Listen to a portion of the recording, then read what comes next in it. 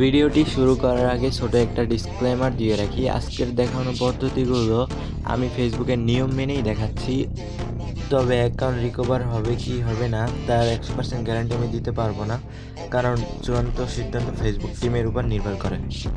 আসসালামু আলাইকুম, hello everyone. আপনার সাথে ফেসবুক অ্যাকাউন্টটি কি পার্মানেন্টলি ডিজেবল হয়ে গেছে বা চিরতরে বন্ধ হয়ে গেছে?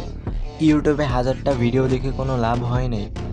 Your account has been permanently disable লেখা দেখে ভাবতেছেন সব শেষ। একদম চিন্তা করবেন না। আজকে এই ভিডিওতে আমি আপনাদের এমন কিছু রিয়েল এবং কার্যকর উপায় দেখাবো যা ব্যবহার করে অনেকেই তাদের পার্মানেন্টলি ডিসেবল অ্যাকাউন্ট ফেরত পেয়েছে। পুরো ভিডিওটি না টেনে শেষ পর্যন্ত দেখুন। প্রথমে আমাদের বুঝতে হবে ফেসবুক কেন একটা অ্যাকাউন্ট পার্মানেন্ট ডিসেবল করে দেয়। সাধারণত ফেসবুকে কমিউনিটি গাইডলাইন আছে। কমিউনিটি গাইডলাইন্স মারাত্মকভাবে ভায়োলেট বা লঙ্ঘন করলে এটা হয়, যেমন ভুল বা ফেক আইডি নাম ব্যবহার করলে, এমন কোনো পোস্ট বা কমেন্ট করা যা ফেসবুকের নিয়মের বাইরে, আইডি ভেরিফিকেশন ঠিকঠাক না হলে। তবে অনেক সময় ফেসবুকের ভুলের সিস্টেম ইররের কারণেও এমনটা হতে পারে, আর সেই সুযোগটা আমরা নেব অ্যাকাউন্ট ফেরত পাওয়ার জন্য। প্লে স্টোর থেকে ফেসবুকটা আপডেট করলে আপনি এরকম একটা অপশন পাবেন, যেখান থেকে আপনি আপনার ফেসটাকে ভেরিফাইড করে নিতে পারবেন। পরবর্তীতে যখন আইডিতে প্রবলেম হবে তখন জাস্ট আপনার ফেসটা ভেরিফিকেশন করলেই আইডিটা ওকে হয়ে যাবে। এবার আসি মূল কাজে। অ্যাকাউন্ট পার্মানেন্টলি ডিসেবল হলে সাধারণত হেল্প সেন্টার ফর্ম কাজ করে না ভালো একটা, আমাদের ভিন্ন রাস্তা ধরতে হবে। মেটা ভেরিফাইড বা অন্য অ্যাকাউন্টের সাহায্যে, আপনার যদি অন্য আইডিতে মেটা ভেরিফাইড বা ব্লুটিক থাকে তবে সরাসরি মেটা সাপোর্টের লাইভের চ্যাটে কথা বলুন, এটি সবচেয়ে ভালো দ্রুত কাজ করে। এবার যে কাজটা করতে হবে, ফেসবুকের কাছে আমাদেরকে আপিল করতে হবে। তো এখানে হচ্ছে আইডির নামটা যেরকম থাকবে হুবহু সেরকম আপনাকে দিতে হবে। তো আমি এখানে আইডির নামটা জাস্ট এখানে আমি একটা ফর্ম লিখা দিতেছি, এই ফর্মটা এখানে দিতে হবে। বা আপনি চাইলে আপনার মন মতো এখানে এডিট করে নিতে পারেন।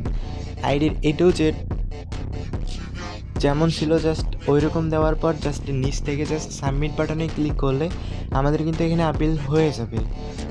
তারপর এখানে নেক্সট কিছু করা লাগবে না, সেটা আমি পরবর্তীতে দেখাবো, না হলে আজকের ভিডিওটা লং হয়ে যাবে। এরপরে আপনার যে অ্যাকাউন্টটা ব্যান্ড হয়েছে সেই জিমেল দিয়ে আপনাকে একটা মেল করতে হবে। তো এখানে সেই একই মেলটা আপনি চাইলে এখানে সেন্ড করে দিতে পারেন। উপর থেকে হচ্ছে আপনার আইডিতে যে ডকুমেন্ট দেওয়া থাকবে, এনআইডি কার্ড যদি থাকে বা পাসপোর্ট, ড্রাইভিং লাইসেন্স, এইগুলো এখান থেকে অ্যাড করে নেবেন। তো আমি অ্যাড করা অ্যাডজাস্ট হয়ে গেলে উপর থেকে সেন্ডে ক্লিক করে দিবেন। তারপর এখানে আপনাকে 24 থেকে 72 ঘন্টার পর্যন্ত ওয়েট করা লাগতে পারে। কিছু কিছু সময়ে 7 দিনও সময় লেগে যাইতে পারে। তো এখানে জাস্ট কিছু করার নেই, জাস্ট ধৈর্য সহকারে ওয়েট করতে হবে। দেন এখানে আপনি ইমেলে আসার পর ওখানে 3 ডট লাইনে ক্লিক করার পর সেন্ড অপশনে যখনই ক্লিক করবেন আপনার সাবমিটটা এরকম হয়ে গেছে, এটা আপনি খেয়াল করতে পারবেন। তো এখন কিছু কথা বলবো, গুরুত্ব দিয়ে শুনুন। ফেসবুকে সঠিক তথ্য থাকার পরেও অ্যাকাউন্ট সাবমিট করলে পার্মানেন্টলি ডিসেবল হয়ে যাচ্ছে। এখানে আপনি প্রুফগুলো সুন্দরভাবে সাবমিট করতে হবে, চারপাশে আলো থাকতে হবে স্পষ্টভাবে। কোনো কিছু মিস্টেক করলে পরবর্তীতে আইডিটা ব্যাক না আসার সম্ভাবনা থেকেই থাকবে।